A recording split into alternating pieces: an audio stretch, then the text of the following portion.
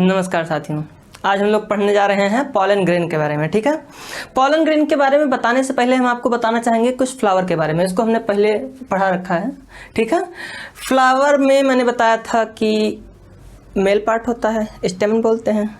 उसके पहले मैंने बताया था कि मेल पार्ट के अंदर फ्लावर के इनसाइड वाले बॉर्डर में फीमेल पार्ट होता है, फिर मेल पार्ट होता है, फिर होता है आपका कैलिक्स कोरोला, उसके बाद होता है कैलिक्स। ठीक है, बाहर वाले मेम्ब्रेन से आएंगे तो कैलिक्स, कोरोला, एंड्रोसियम और गाइनोसियम होता है। ठीक है, तो आज हम एंड्रोसियम के बारे में पढ़ेंगे। उसमें होता है, उसकी यूनिट होती है स्टेमन, और स्टेमन का एक पार्ट होता है एंथर, और पॉलन ग्रेन कहाँ प्रोड्यूस होता है? उसी एंथर पे। तो सबसे पहले हम आपको इस बताते हैं, जो फ्लावर है, फ्लावर के मेल पार्ट को हम लोग बोलते हैं स्टेमन या एंड्रोसियम। स्टेमन एक्चुअली में एंड्रोसियम की यूनिट है। ठीक है, और स्टेमन के दो पार्ट होते हैं, एक होता है एंथर और दूसरा होता है फिलामेंट। तो इसके एंथर पार्ट पे क्या प्रोड्यूस होता है? Pollen grain. ठीक है, पॉलन ग्रेन, और हम लोगों को आज पढ़ना है पॉलन ग्रेन ही। ठीक है, ये था ओवरव्यू पिछले क्लास का, जो हम लोगों ने एक बार पढ़ रखा है। फ्लावर के मेल पार्ट की यूनिट होती है स्टेमन, स्टेमन में होता है एंथर, एंथर में पॉलन ग्रेन प्रोड्यूस होता है। और हम लोग आज पढ़ेंगे pollen grain. Pollen grain actually में मेल गैमेटोफाइट है प्लांट का।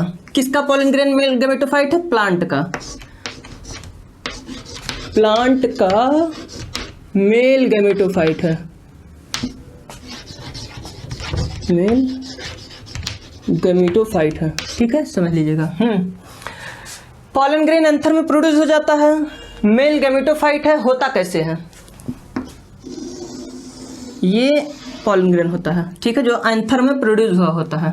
ठीक है, इसमें डबल लेयर होती है, एक होता है एंटाइन और एक होता है एक्साइन। ठीक है, और उसके अलावा सेल मेम्ब्रेन होती है। किसी भी सेल में सेल मेम्ब्रेन होगी। उसके अलावा ये पॉलन ग्रेन है तो इसमें क्या होगा? एंटाइन और एक्साइन। उसके अलावा इसमें होगा जनरेटिव सेल और वेजिटेटिव सेल। ठीक है, एक वेजिटेटिव सेल में दो जनरेटिव सेल होते हैं। ये क्या है? Generative cell, generative cell. और इस जनरेटिव सेल के अंदर न्यूक्लियस होगा, जैसे कि वेजिटेटिव सेल में है। और ये जिसमें तैर रहे हैं, ये वेजिटेटिव सेल का साइटोप्लाज्म है, उसमें ये दोनों जनरेटिव सेल तैर रहे हैं या फ्लोट कर रहे हैं, और उसका ये न्यूक्लियस है। तो ये क्या होगा? Vegetative cell.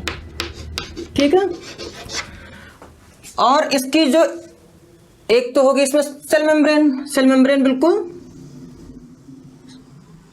कंपैक्ट होगी, किसके साथ? एंटाइन के साथ। ठीक है, ये हो गया मेम्ब्रेन, ये क्या हो गया? Cell membrane. ठीक है, और सेल मेम्ब्रेन से जस्ट बाहर वाली लेयर को बोलेंगे एंटाइन।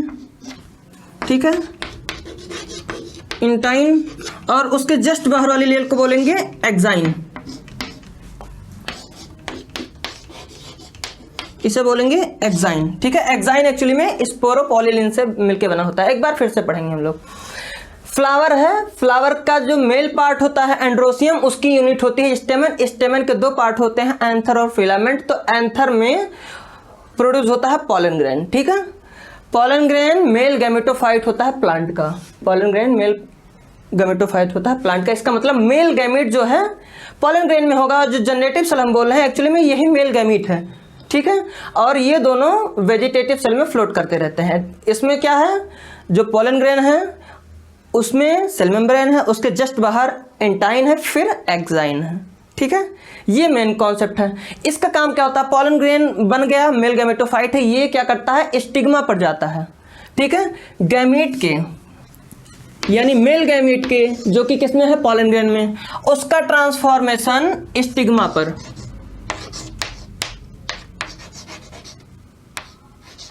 ठीक है, पॉलन ग्रेन क्या है?